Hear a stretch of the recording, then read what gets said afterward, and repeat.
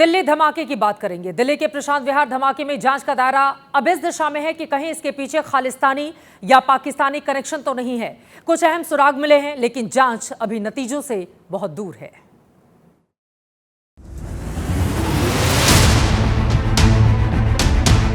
दिल्ली के रोहिणी में रविवार को हुए धमाके के बाद अभी भी पुलिस के हाथ खाली हैं। एनआईए समेत तमाम एजेंसीज जांच में जुटी हैं। लेकिन धमाका किसने किया, क्यों किया, इन सवालों के जवाब अब तक मिल नहीं पाए। इस बीच ब्लास्ट के पीछे खालिस्तानी आतंकियों का हाथ होने की बात सामने आ रही है। पाकिस्तान से ऑपरेट होने वाले कुछ टेलीग्राम चैनल पर दिल्ली ब्लास्ट के पीछे खालिस्तानी आतंकियों का हाथ होने का दावा किया गया था। सबसे पहले दावा Telegram channel justice league India पर धमाके का सीसीटीवी वीडियो डालकर किया गया। उसके बाद ये मैसेज पाकिस्तान के कई टेलीग्राम अकाउंट से शेयर किया गया। ये वो टेलीग्राम चैनल है जो आमतौर पर कश्मीर में एक्टिव आतंकी संगठन टीआरएफ के हमलों का अपडेट शेयर करते हैं।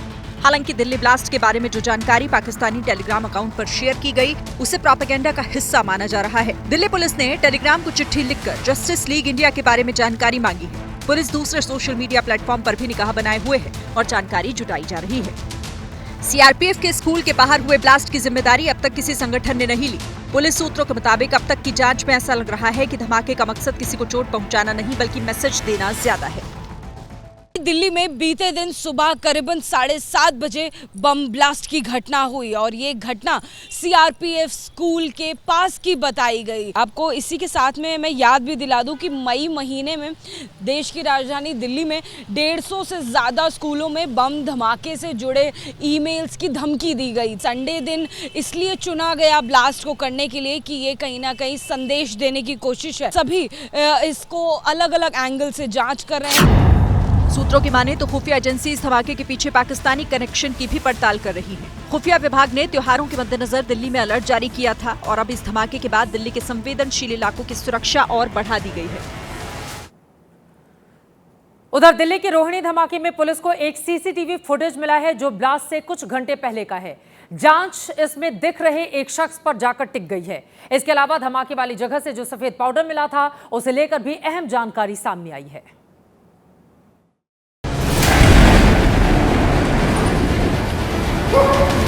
रोहिणी ब्लास्ट की जांच जैसे जैसे आगे बढ़ रही है, नए खुलासे सामने आ रहे हैं।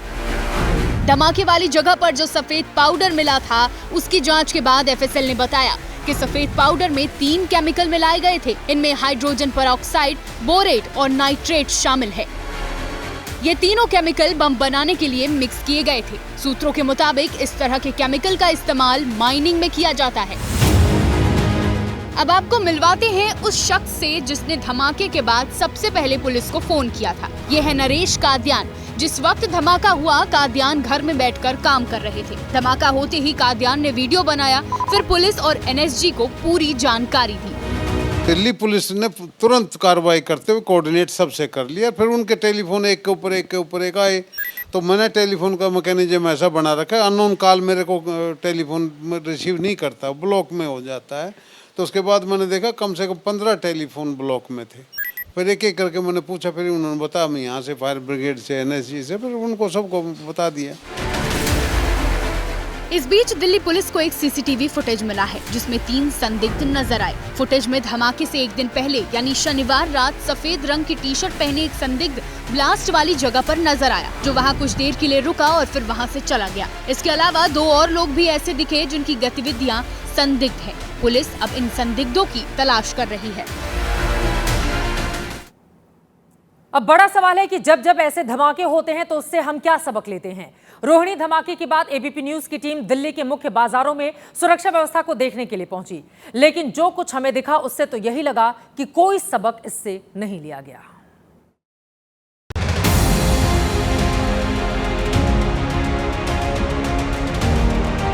रोहिणी में हुए ब्लास्ट के बाद दिल्ली अलर्ट पर है। एबीपी न्यूज की टीम दिल्ली के कई इलाकों में पहुंची तो हकीकत कुछ और ही नजर आई।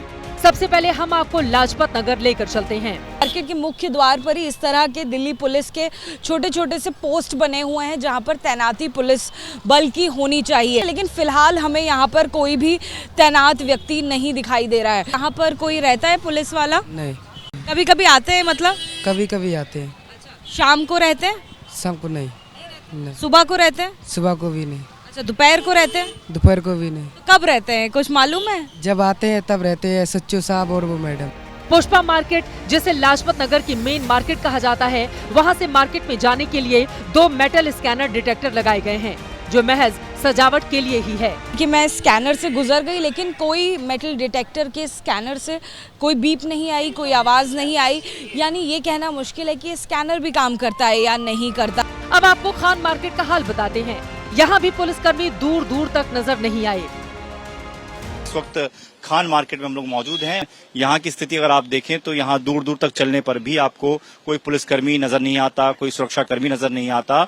और ये स्थिति तब है कि जब लोगों की भारी संख्या जो है इस वक्त आपको इस पूरे मार्केट में नजर आ जाएगी। त्योहारों के मद्देनजर दिल्ली पुलिस ने अलर्ट जारी किया है, लेकिन जिस तरह के सुरक्षा इंतजाम है वो दिल्ली के लोगों की मुश्किलें बढ़ा सकते हैं। जैसे ही घड़ी का काटा दोपहर 2:30 पे आए, बबीता जी का दिल सास बहू साजिश के लिए मचल जाए। और ये है इनकी बहू, पूरे दिन ऑफिस की टेंशन हो जाए गॉन जब ये करें अपना फेवरेट शो फ्री टाइम पे ऑन।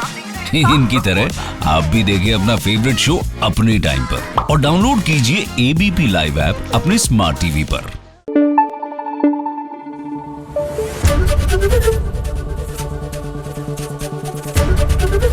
ABP न्यूज आपको रखे आगे।